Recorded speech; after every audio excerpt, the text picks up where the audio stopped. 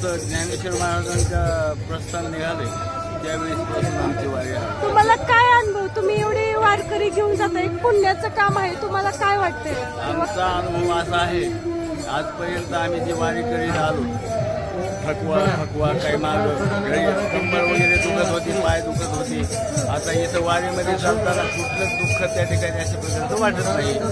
कारण का की हे पावले म्हणून माऊलीची सेवा, आणि ती सेवा करत असताना हा जो आनंद आहे, पाऊस असो, ऊन असो, वारा असो, त्या माऊलीमुळं आम्हाला कुठल्याच असा त्रास जाणवत नाही. पण आता ही वारी जी तुमच्यासोबत एवढी वारकरी चाललेली आहेत, ते सगळेच वारकरी एका विचाराचे नसतात, वेगवेगळे विचाराचे असतात.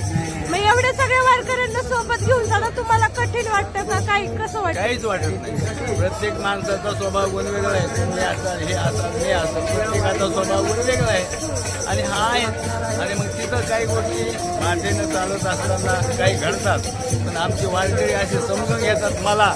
कारण का आमची परंपरा खूप जुनी असल्यामुळं ते काहीतरी झालं सहसा घडतच नाही, सहसा घडतच नाही. यदा कदाचित जरी काही घडलं तर त्या ठिकाणी दुसऱ्यांना सांगितल्याच्यानंतर ते समजून घेतात.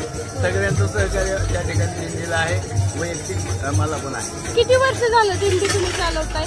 मी जवळजवळ माझ्या 15व्या वर्षापासून वारीमध्ये येतो आणि आज माझं वय 65 आहे. मी 20 वर्षापासून ही दिंडी चालवतो आणि ही आमची दिंडी म्हणजे मानाची दिंडी. पाठीमागे 29 नंबरला चालतो आणि या सोहळ्याची आम्हाला 2 कीर्तनाची सेवा आहेत. एक ज्ञानेश्वर महाराजांच्या मंदिरामध्ये षष्टीची सेवा आहे आणि दुसरी सासवडद्वाराची सकाळी कीर्तन सेवा आहे. म्हणून ही अशी परंपरेची दिंडी. म्हणून आमच्या ह्या दिंडीमध्ये ही परंपरा हे जतन करणारे सगळे लोक आहेत. त्याच्यात मी पण आहे, पण ही परंपरा जपणारे हे सगळे लोक आहेत. म्हणून भरपूर त्या ठिकाणी आता मान या दिंडीला.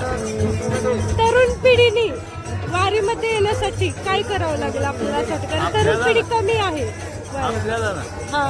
तुम्ही म्हणताय ते अगदी खरं आहे. ज्यावेळी ही तरुण पिढी आज कमीत आहे, पण माझ्यासोबत तुम्हाला जर पाहिलं तरुण पिढी की आज जवळजवळ 30% लोक हे तुम्ही पाहताय माझ्या भोवताली, 30% तरुण पिढी या वारीमध्ये आहे.